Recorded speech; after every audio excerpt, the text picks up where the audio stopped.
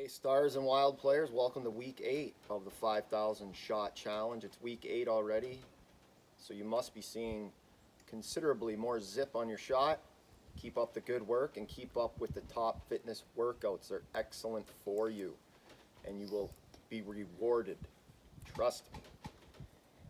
This week we have one guest shooter. He's going to show us all 4 shots. Now please be aware the first shot that he shows is split up into 2, okay? So he's showing us all 4 shots this week. You'll see it on the spreadsheet that we put out. So, our guest shooter, a man that needs no introduction to the Stars and Wild players, coaches, and families. To be quite honest, if not for him, we probably wouldn't be doing this right now. I watched him build the Stars organization, and then he started up the Wild organization. He does a heck of a job. He's a good friend of mine. He played at Cushing Academy, then he played at UMass Lowell, where he played in 134 games, 16 goals, 40 assists, 56 total points, played left wing center, smart hockey player. I couldn't believe this. He had 102 penalty minutes in college. Way to go. Our guest shooter from Acton, Mass., being helped by his son Reed, is the president of the Hockey Academy and the coach of the New England Stars 9U Premier, Dan Fontes. Hi, how are you? My name is Dan Fontes. I'm the general manager of the Hockey Academy, who own and operate the New England Stars and the Maine Wild. Welcome to week 8 of the Hockey Academy Shot Challenge. I got my son Reed here. You want to say hi, Reed? Hi. All right, so we're going to work on a couple different shots this week. Watching the past videos, we've been seeing some slap shots, some backhands. A lot of guys working on transferring the weight. What we're going to work on today is a shot release that's going to be from an in-tight, close to your body.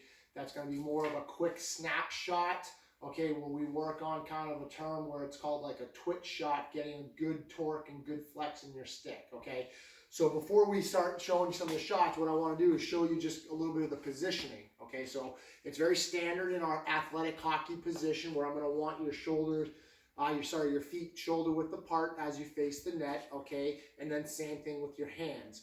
As you notice my top hands, okay, my knuckles, if I take off my glove here, you'll see my knuckles are facing out. I don't want you turning your knuckles facing down towards the ice, okay, or towards your shooting surface right now. You're gonna make sure your knuckles are facing out, okay?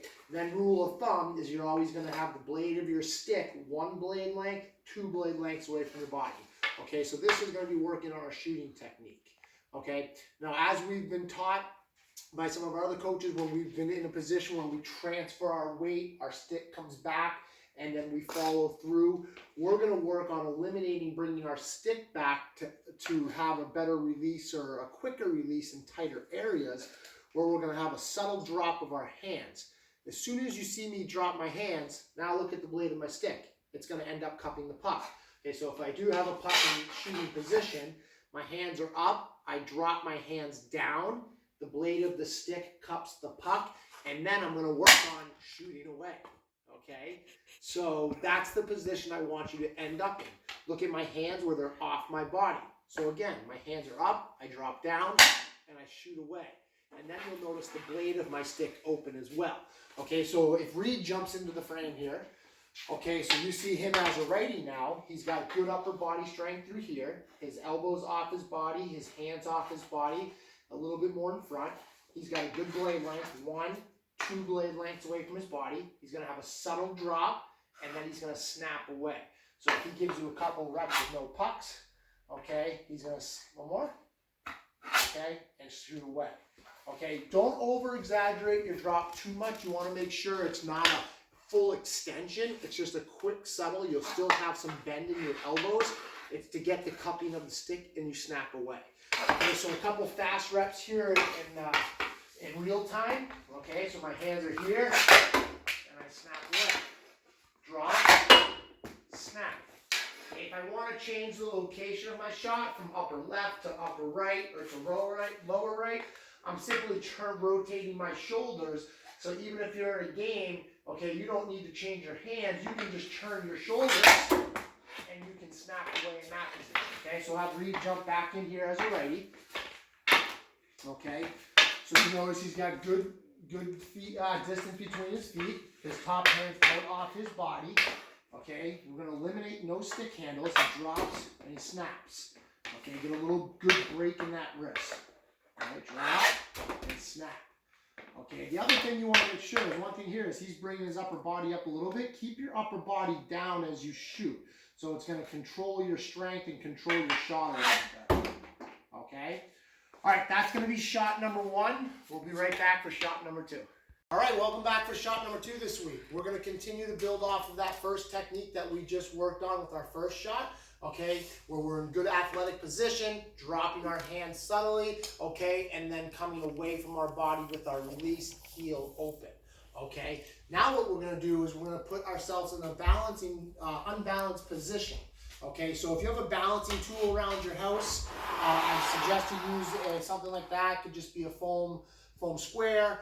We use this foam disc that we have at our house. Okay, so we're going to put you in a position now where you're going to work on getting stronger in an unbalanced position. Okay, where you're going to bend your knee, drop your hand, same technique, and snap away. Okay, so again, hands find center of gravity, drop your hand, snap away. Okay, so we're going to do that 25 shots with our left leg, 25 shots with our right leg. Okay, now remember, if you don't have a balancing tool, that's fine. That's where you can just utilize yourself in a position where you're just standing on one leg to make that shot. Okay, now watch Reed go here with the righty. And take your time as you're doing this. The biggest thing to make sure is you still work on proper technique, okay, and you're really extracting those core muscles, okay, tightening up your stomach. Okay, drop. Snap. Good. Okay, so again, we'll do 25 shots on our left leg, 25 shots on our right leg. Okay, and if you don't have a balancing tool, just get yourself in a position where you're strong on that one foot with your left, or you're strong with your one foot on your right. Okay, so that's going to be shot number 2. Good luck with it. Have a little bit of fun with it. Remember, you're always in positions on the ice where you get knocked off pucks. You're in an awkward position where you still got to get that puck off. All right? All right, welcome back for our third shot of the week. Okay, what we're going to work on right now is a hand-eye coordination shot. Okay, a lot of times in games, you may be around the net where that puck is in the air, and you can tip it in the air. So if you're in position, that puck's up, and you may just want to give a quick redirection. Okay, so we're going to develop some hand-eye coordination for you. I want you to have fun with this shooting drill. It's not your normal shot technique, okay? But again, you always have to put yourself in uncomfortable positions, okay, or unbalanced positions to get yourself stronger and better, okay? So what you're going to do is just obviously put 25 pucks in a pile. You're going to pull one out. Hey, I don't have obviously a great ice rink right now where I can kind of scoop that puck up on my stick, so I'm just going to flip that puck up on my stick. I'm going to get my center of gravity, know where I want to hit. Okay, that puck, and kind of back that puck right out of the midair.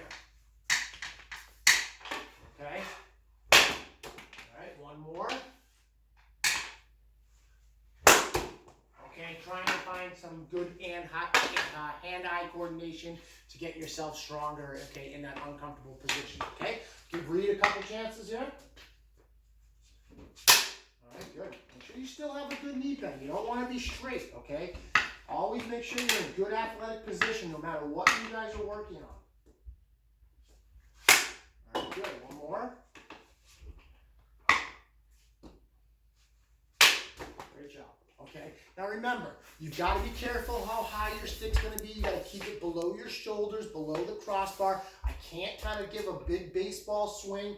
You want to be in that position where you are. It's more of a short, okay, it's more of a short follow through right there. Okay, so it's here to there.